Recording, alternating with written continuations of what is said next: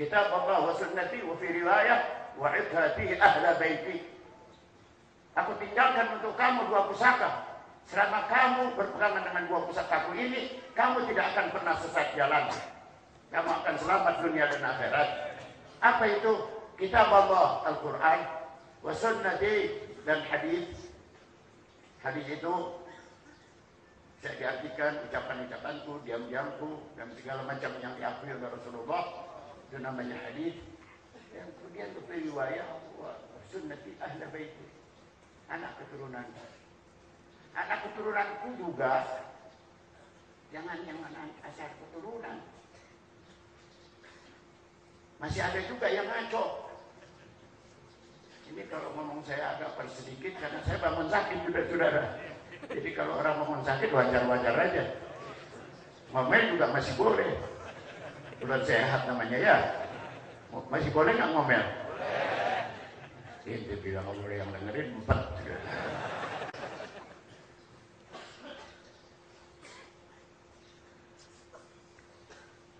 Saya ingin mengatakan kepada kita, kenapa kita suruh bergaul dengan orang-orang yang baik-baik dan yang berilmu? Itu dia tuh, jangan sampai ini jamaah yang biasa ngaji juga bilang situ saya sependapat itu habis. Dulu kita jangan berpegang kepada hadis Nabi. Kalau hadis kan ada yang sahih, ada yang mutawatir, ada yang hasan, ada yang mursal dan sekarang. Jadi nggak bisa dipegang itu. Itu orang bilang benar juga tuh Habib. Kalau gitu kita pegang Quran saja. Udah dibenerin aja sama kawan, sama teman-teman. Jamaah tuh masih bilang begitu. Jadi jangan pegang hadis tapi pegang Quran saja. Asy-Syaikh Ibn Hajar Al-Haytami di dalam kitabnya Tuhfatul Muhtaj fi Syarh Al-Minhaj, seperti juga yang ditulis oleh Al-Habib Uthman bin Abdullah bin Ali bin Yahya, kata pengarang kitab Tuhfah,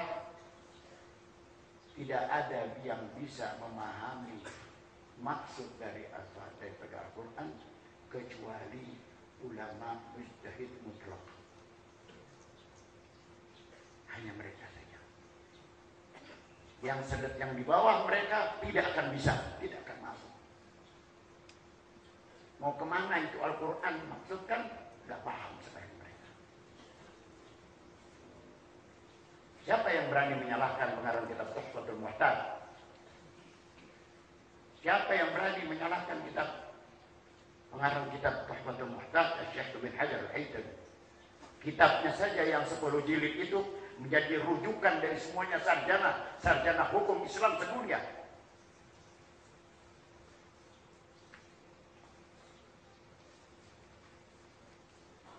Orang sekarang berani.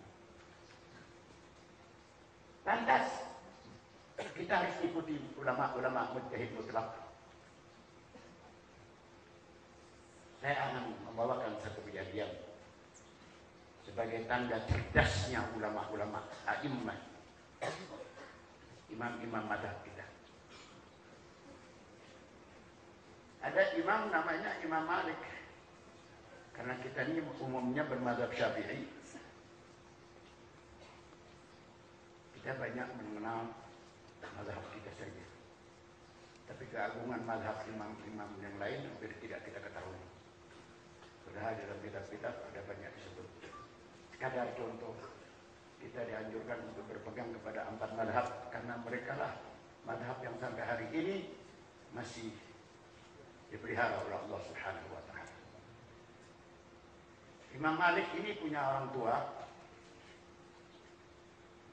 namanya Anas bin Amir, abahnya Imam Malik, Anas bin Amir Al-Himyari.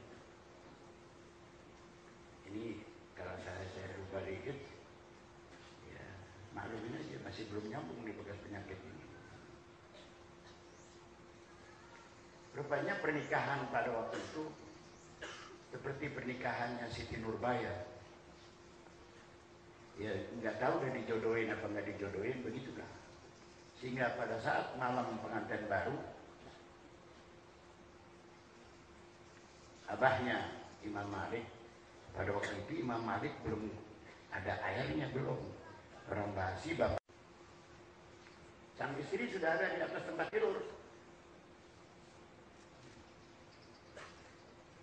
Tinggal bapaknya Imam Malik yang namanya Anas ini, ya namanya mau pengantinan baru, masuk kamar. Tapi begitu dia masuk kamar, dilihat istrinya, ya nasib dia udah begini. Nasib gitu kira-kira diucapkan. Akhirnya dia nggak jadi tidur. Dia mojok aja di tempatnya di ujung kamar sana. Ada nggak pengantin yang mojok di pojok kamar? Nggak ada. Itu kenapa dia mojok? Karena tidak selera rupanya. Kalau gitu ada ayahnya punya selera tinggi. Pengantin baru katakanlah masuk, pengantin baru itu jam 7:30 habis salat Isya. Jam 8 masih mojok saja. Jam 9 masih mojok saja. Paham gak sih mojok, saudara-saudara? Oh, pasti paham aja itu. Jam 10 masih mojok saja. Akhirnya dasar ibunya Imam Malik ini wanita cerdas. Cerdas luar biasa. Dia bisa menangkap situasi. Dia yang ambil oper persoalan pada waktu itu. Akhirnya dia mengatakan begini. Asa an takrahu syai'an wa yaj'alullahu fihi khairan katsira. Ayat Quran yang dibaca. Asa an takrahu syai'an wa yaj'alullahu fihi khairan.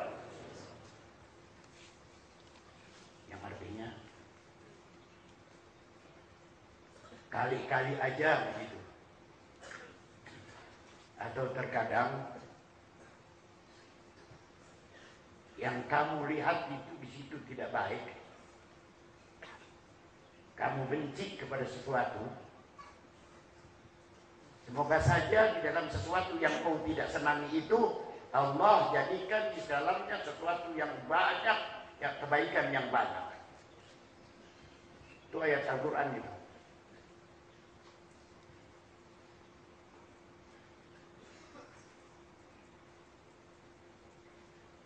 Mungkin di surah An-Nisa itu kita dapat. Ini karena bapaknya Imam Malik ini cerdas juga. Cerdas ketemu cerdas. Menghasilkan anak yang cerdas. Yang super cerdas bapaknya. Begitu dengar omongannya ayat Al-Quran, sang istri ini, saya harap apa yang saya maksudkan tadi saudara bisa paham. Terkadang yang kamu tidak suka, hai suamiku, di dalamnya nanti ada kebaikan yang banyak. Allah jadikan kebaikan yang banyak. Gitu. Kan bapaknya nggak senang sama calon ibunya ini. Nggak mau tidur. Malam pengantin baru. Bangun setelah diucapkan kalimat tadi, setelah dibacakan ayat Al-Quran, bangun naik ke tempat tidur. Jadilah malam pengantin baru. Tapi tidak lama jadi pengantin baru. Hanya berapa hari saja menghilang kemudian suaminya. Bapaknya Imam Malik menghilang. Anas bin Amir menghilang. Berapa lama menghilangnya? Enggak lama, hanya 20 tahun. 20 tahun. Sedang-sedangnya pengantin baru ditinggal oleh suaminya. Siapa yang mendidik Imam Malik? Ibunya mulai hamil. Ditinggal oleh suami. sang istri mulai hamil. Setelah lahir, besar. Kira-kira umur 20 tahun, Imam Malik menjadi ulama terkemuka di Madinatul Munawwarah, Imamul Hijrah. Dapat gelar Imamul Hijrah karena muridnya dari seluruh dunia. Masjid Nabawi yang luas itu tidak mampu menampung murid-murid. Umur 20 tahun. Perlu juga kita ngajak, kita udah umur berapa nih? Dan anak kita umur berapa? Mengapa belum jadi? Karena nama mulia, nama harum Imam Malik sudah meluas ke seantero dunia. Sampailah berita tentang Imam Malik kepada ayahnya yang berbetulan pada saat itu ada di Syam. Mungkin sekarang kita bisa namakan Syam itu Syria, Lebanon dan sekitarnya. Ayahnya namanya Anas. Dengar ada orang namanya, di balik namanya ada nama aku. Dia jadi ulama yang cerdas, punya murid dari seluruh dunia.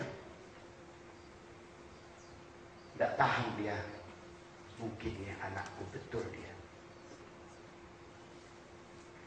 Akhirnya dia bertekad untuk mencari tahu, untuk pergi ke Madinatul Munawwarah. Sampai di Masjid Nabawi, dia duduk di belakang sambil bertanya kepada jamaah yang sedang mengikuti pengajian atau ta'lim yang dipimpin oleh anak daripada Anas. Benar, begitu ditanya, ini namanya Malik bin Anas bin Amir Al-Himyari. Begitu, malam pengantinan yang sebentar itu membuahkan anak yang bagus. Selesai pengajian, dia sengaja menemui Imam Malik. Dia mohon pamit, mohon diri untuk bisa diajak ke rumah Imam Malik. Sampai di rumah Imam Malik, kemudian beliau bertanya, ini rumah siapa? Ini rumah umi saya. Masih ada umi? Masih ada. Tolong kasih tahu pada dia, ada orang yang pernah mendengar ucapan asa an takrahu syai'an wa yaj'alullahu fihi khairan katsiran. Ada orang yang pernah 20 tahun yang lalu yang pernah Umi katakan asa an takrahu syai'an wa yaj'alullahu fihi khairan katsiran. Sampaikan begitu saja ya, dari tamu di depan. Begitu Imam Malik sampaikan kepada ibunya, ya, ada tamu yang mengatakan ibu dulu pernah mengucapkan kata-kata itu. Apa kata ibunya Imam Malik? Ya Malik, itu engkau punya abah, suruh masuk cepat-cepat. Begitu saudara-saudara. Kira-kira kalau bini kita tinggal 20 tahun lamanya, mau lah dia terbuka. 20 tahun masih diterima. Ya Allah. Kalau kita mertua, anak kita tinggal 20 tahun, udah pecat aja dari suaminya, jadi suami juga ya. Lihat, 20 tahun. Nah, lama-kelamaan semakin nyanter, semakin hebat nama Imam Malik, sampai terjadi satu peristiwa. Peristiwa adanya satu orang meninggal dunia, perempuan, dipanggilnya tukang mandikan jenazah. Begitu berada itu jenazah dalam ruangan tertutup, kemudian ini perempuan rupanya ini suka ngomongin orang. Saat dimandikan ini jenazah, ini perempuan mulutnya usik sambil pegang-pegang perahu ini perempuan. Kalau saudara nggak paham, keterlaluan.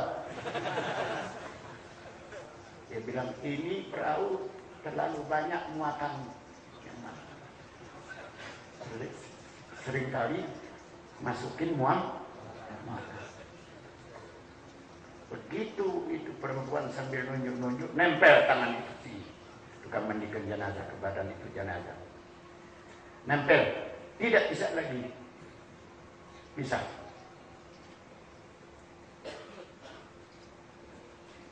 Ada yang berpendapat, ada ustaz-ustaz, kiai-kiai yang selain Imam Malik menyarankan bagusnya dipotong aja untuk memisahkan tangan yang sudah nempel, dipotong saja. Yang dipotong siapa? Masa jenazah yang dipotong? Apa tangannya orang yang memandikan jenazah? Yang memandikan jenazah nggak ada pengaruhnya kalau dipotong. Lebih baik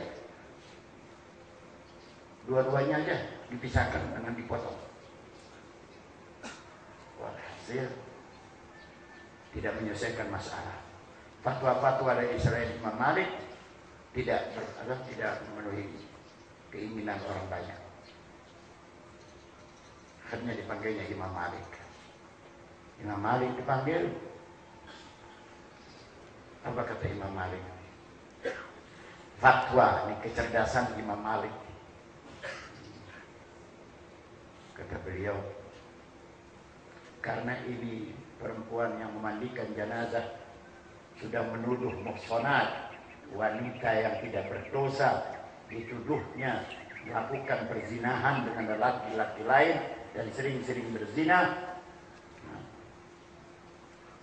Allah Ta'ala nyatakan, innal ladzina yarmuna al-muhsanati minan nisa wa lam ya'tu bi arba'ati syuhada fajriduhum bi 80 jaldah.